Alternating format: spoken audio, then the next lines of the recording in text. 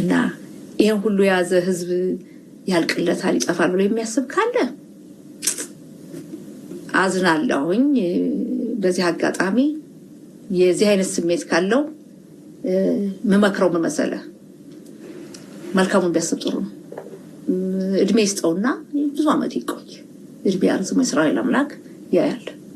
ይሄን ነው ምለው። ሌላ ምለው ብዙም ነገር የለኝም። ለምንድን ነው ብትል ይሄው አሁን እናንተ እዚህ ቁጭ ብለናል። ትልቁ ታሪክ በዚህ ሳምንት የሆነው ልንገር። የጀርመን ናዚዎች የእስራኤልን ህዝብ ለማጥፋት 6 ሚሊዮን ጨፍጭፈዋል። ከዛ ጭፍጨፋ የተረፈው መጥቶ አገር አቋቋመ። አገር አቋቁሞ መልከት ገና 76 ዓመት ነው። 76 እኮ ለሰው እኮ ገና ሽበት ያለው ሰው ነው።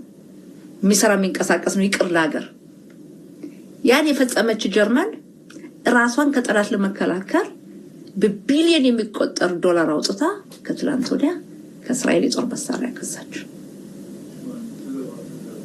ከዚህ የበለጠ እንግዲህ ምን ያስፈልጋል? ከዚህ የበለጠ ምንም አያስፈልግም። እና ብዙዎችን አይቻለሁኝ። በተለይ በዚህ በኦክቶበር 7 በነበረው ጦርነት ብዙ ጊዜ በኢትዮጵያ አየው የነበረ የእስልምና እምነት ተከታዩ እስራኤል ትጠፋለች፣ እስራኤል እንዴት ትሆናለች፣ የክርስትና እምነት ተከታዩ የእስራኤል አምላክ እስራኤልን ያኖርልን ትሰማለህ። እና ባየሁበት ጊዜ በተለይ የእስልምና እምነት ተከታዮች በውጭም ያሉት ኢትዮጵያ ባሉት በእስራኤል ላይ እንደዛ ሲናገሩ ሁሉም ባይሆኑ እኔ ቅር አላለኝም።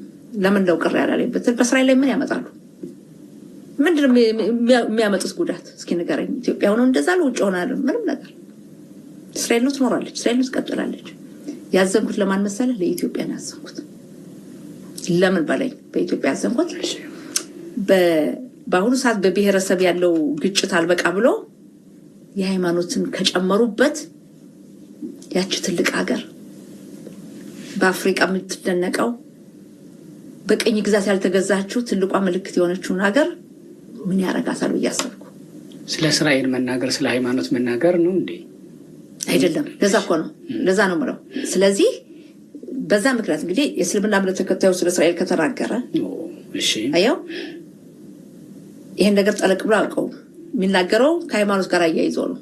እና በኢትዮጵያ ያለው የጎሳ ግጭት አልበቃ ብሎ ደግሞ ሃይማኖትን ከጨመሩበት በጣም አደገኛ ነው። በጣም በጣም አደገኛ። ለእስራኤል ምንም አያመጣም።